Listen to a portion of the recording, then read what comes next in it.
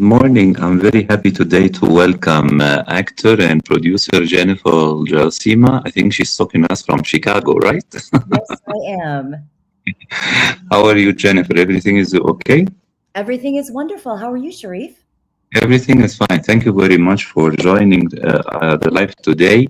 You know, I've been reading a lot of material you send me and also I did online. send you a lot.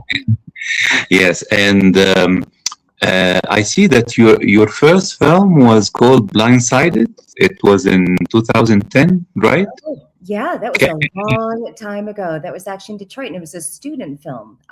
Really? So Yeah, it was a debut. Yeah, but tell me a little bit about your background until you landed this role. What can you tell me? Oh, yeah. So I actually came to acting a little later in life. I was a single mom, so I didn't really get to pursue my career. And quite honestly, growing up, I didn't see a whole lot Yeah. of representation Uh-huh. on screen. So I didn't even know if it was a possibility, but I always harbored this secret desire to be an actor. And then in about 2009, I expressed to my best friend that it was the first time I said it out loud, that what I really wanted to do was be an actor. And I think because I said it out loud, I had to pursue it. And so at the time, I should back up. When I was 21, I started modeling. And as soon as it's like in a local market, and as soon as I started modeling, I started moving into commercials and industrial videos and training videos and a lot of on camera work. And it was just such a natural fit. And so in 2009, I tell my best friend, I reveal the secret that I've been harboring. And so I was able to get more representation. I started taking classes. I read a lot of books, started training as much as I could, and was really fortunate because I was able to get more representation throughout the Midwest, eventually landing an agent in Chicago, becoming a SAG actor. And that's kind of how it all started. Yes. But did you take any acting lessons? I did take some acting lessons, and I was in theater when I was a kid, like in school and Yeah. everything. I absolutely loved it. Um, I did take some lessons. I've taken some workshops and classes, but most of my learning was actually done just doing it. But Yeah. I also think that my experience in life actually helped me greatly and able to take on different roles, different characters, different emotional landscapes. Yes. You know, in Europe and especially in Italy and Spain and France, a lot of students, renowned actresses or actors, or, they accept to appear in student films Yeah. to support them, you know. Yes. And yeah, I want to know about how did you land blindsided? How they cast you in this project, and what was your character, if you remember? I don't re- I don't remember. I know that I had to do an on-screen kiss, and I remember it's incredibly cold. But one of Yeah. the things I did when I started pursuing being an actor was going after student films. It's such a great opportunity, and I encourage any person that is looking into becoming an actor, and I literally tell people this all the time, take classes, read a lot of books, and get into student films because number one, you're going to learn so much by just being on set. Number two, you're going to be able to play characters that you will not necessarily get an opportunity to as a professional actor outside of school films. Does that make sense? And so with Blindsided, I think I just submitted for it, was brought into an audition, and was cast. But I see that after this film, I mean, for I know short films and student film, they can get a lot of exposure in festivals, maybe a little in streaming network. I think right now a lot of streaming networks are focused on shorts as well. Not. Absolutely. And then I see that you started to get like a momentum.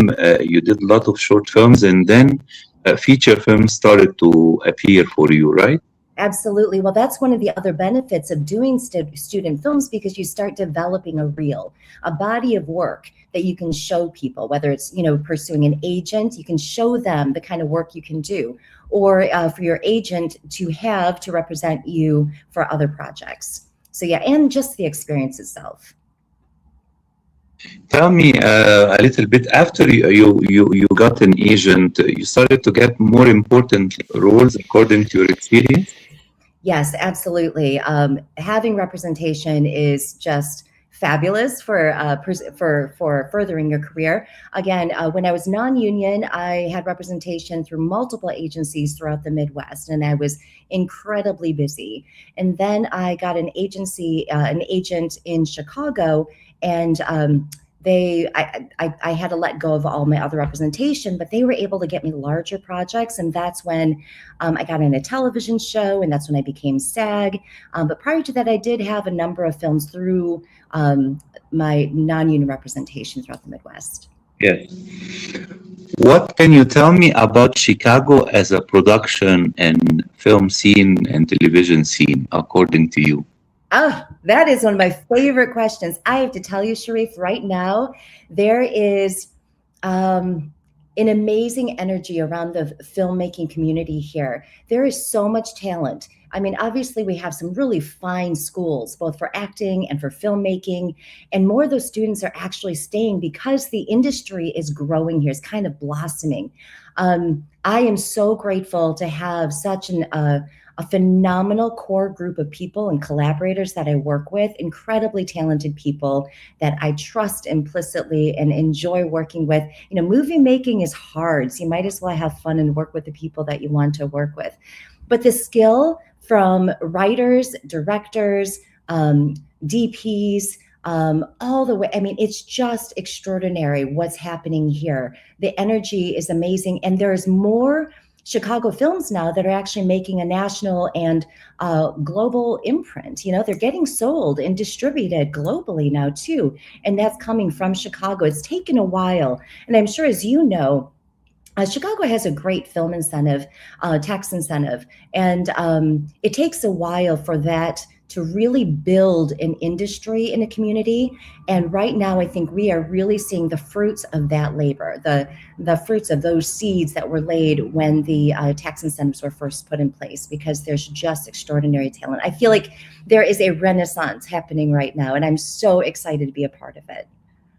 Yes, I remember many films, taking place in New York came to shoot in Chicago, and one of them was The Departed with Martin Scorsese and Leonardo DiCaprio, if you remember this film. And I think I love that film. Yes, but I want to ask you, because you work on a lot of television as well, series like Chicago Fire and Mad and Empire. They are quite popular television scenes, but you did several characters. I mean, between a detective, a businesswoman, a politician. Tell me, how do you research your role to put them on the screen?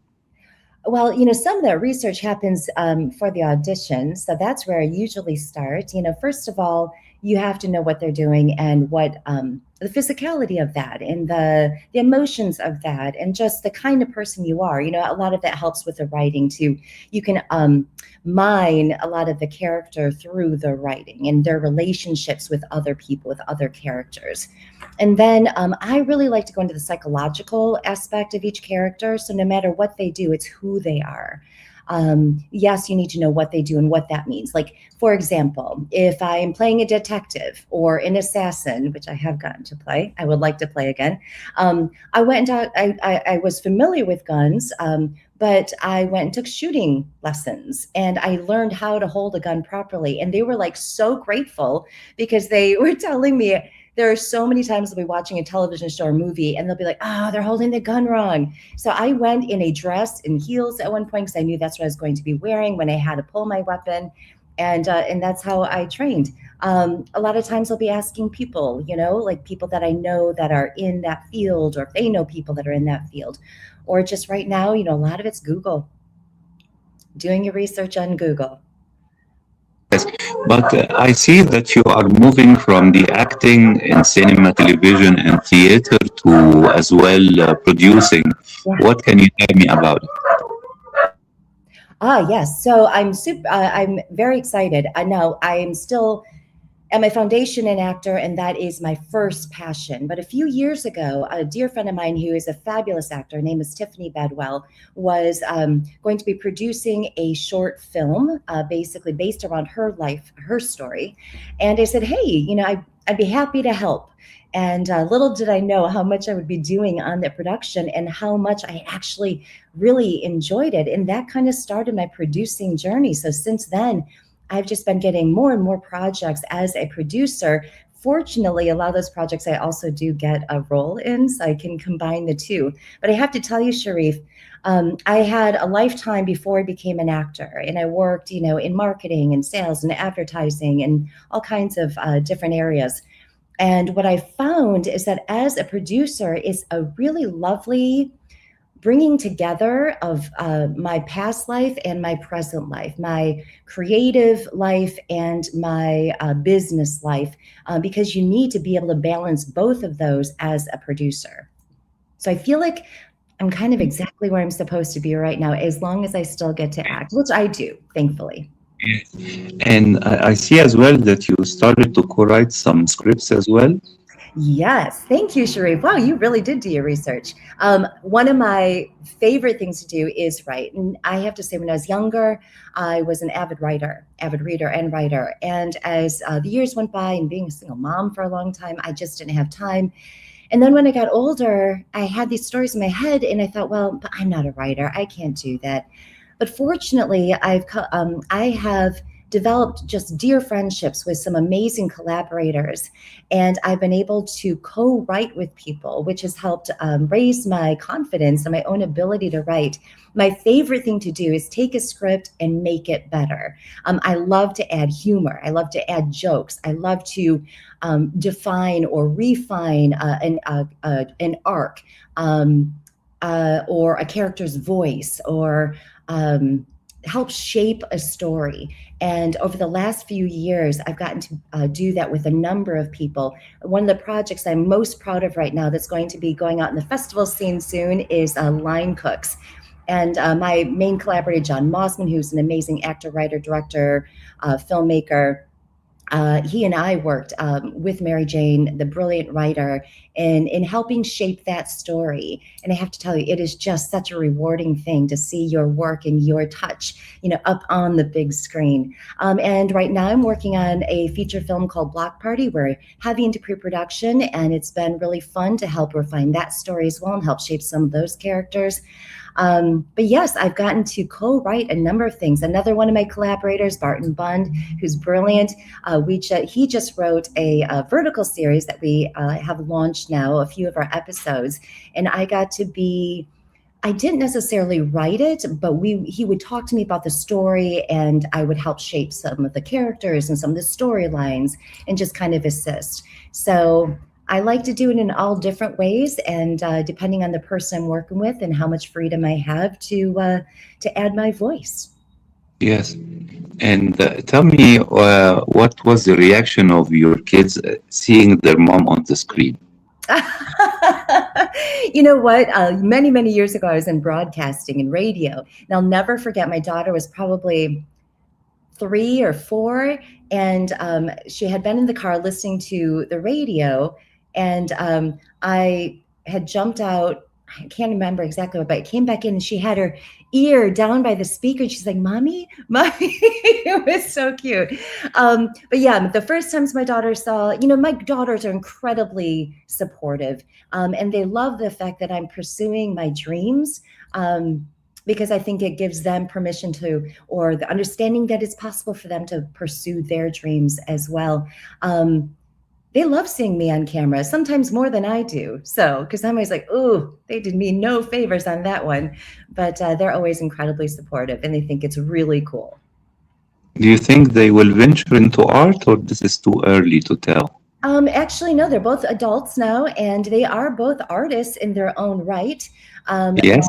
Yeah, they are. But they make jewelry and lots of different stuff. They're both incredible artists in their own way.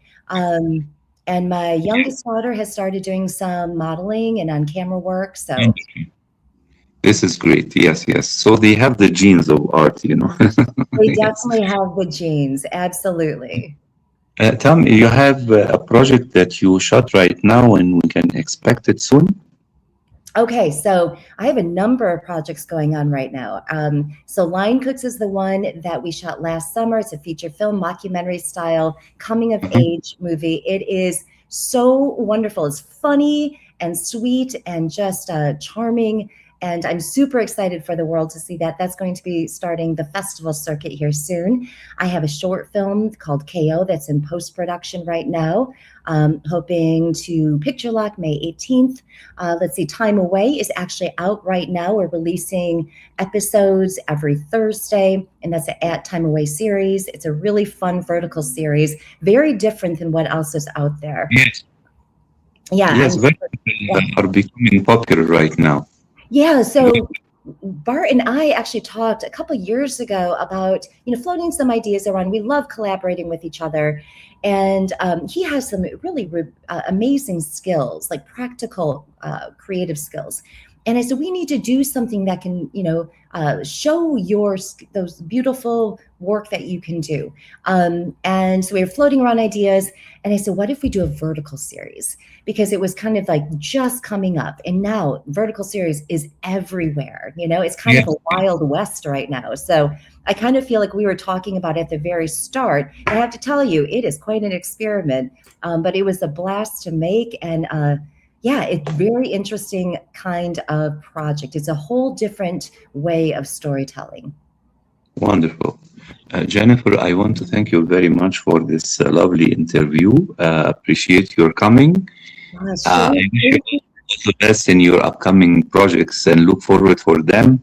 And I'd like to invite you again if you like to showcase a new project that's been released. We can talk about it again.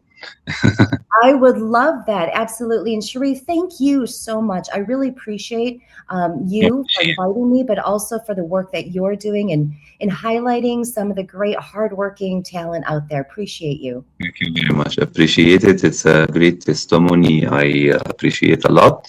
And we are in touch, and as well, best of wishes for your daughters. And I wish them the success in their art practice as well. Thank you so much, Sharif. You have a wonderful day. And until next time. Take care. Have a lovely day. Bye-bye. Bye.